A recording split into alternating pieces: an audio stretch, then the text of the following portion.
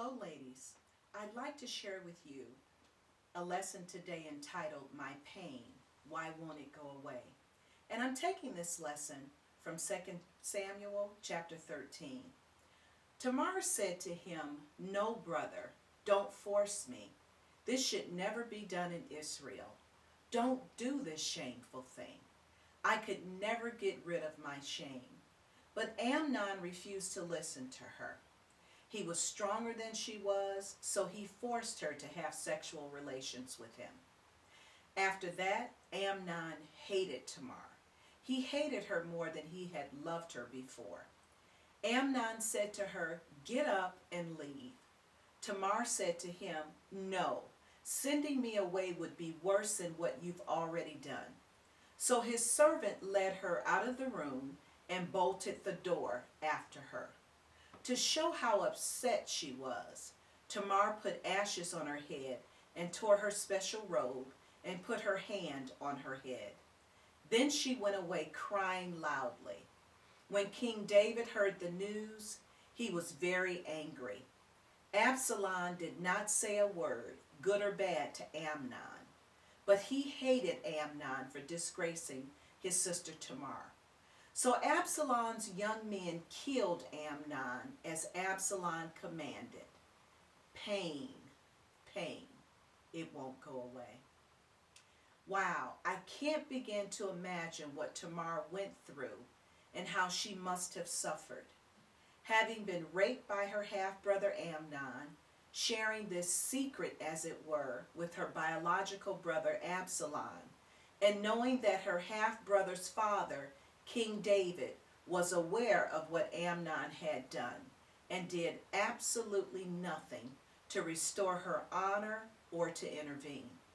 Imagine, if you will, for a moment how Tamar must have felt, knowing that her brother Absalom had her half-brother Amnon murdered because of the pain and degradation wrought upon her.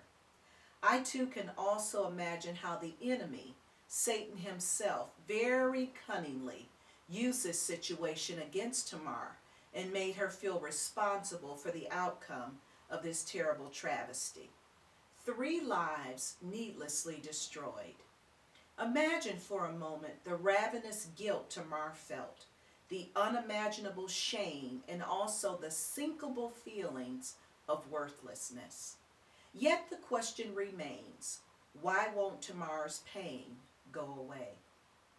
After all of this, I now hear you, my sister, asking yourself this same question. Why won't my own suffering go away? The pain that has been wrought upon my life, why do I too see myself as half of a person and not whole? My friend, it is not until you begin to accept and choose to believe that you are not responsible for the negative emotions resulting from the pain that was inflicted upon your life. When pain happens, for many of us, we choose to believe that God's love for us is directly connected to the unfortunate circumstances in life that have happened to us. My sister, if we don't see ourselves as lovable, then we believe that God can't love us past our pain.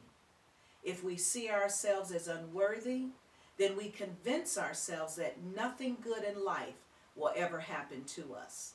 And finally, if we see ourselves as scarred for life, then we have chosen to believe that we cannot be healed.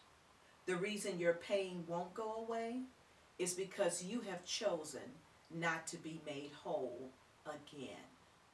The reason your pain won't go away is because you have chosen not to be clothed with God's veil of restoration. The reason your pain won't go away, my sister, is because you have chosen not to allow God to be God and to restore you unto himself again. Don't allow your emotions to control your life. Every day you must choose to have a good day. Where? In the Lord. Choose to see yourself being held in the arms of Jesus. He can and wants to hold you in the pit, the deepest part of his arms. Now do something for me. Close your eyes, Imagine yourself being held by God and allow Him to minister life unto you. My sister, God sees your brokenness. God sees your pain. He wants to restore you. He wants to deliver you. He wants to love you past your pain. You have sought refuge from the world, but only God can supply you a needful dwelling place. Choose to let Him in. You have nothing to lose, but everything to gain. God is knocking on the door of your heart, my sister. Won't you let Him in? Until next week.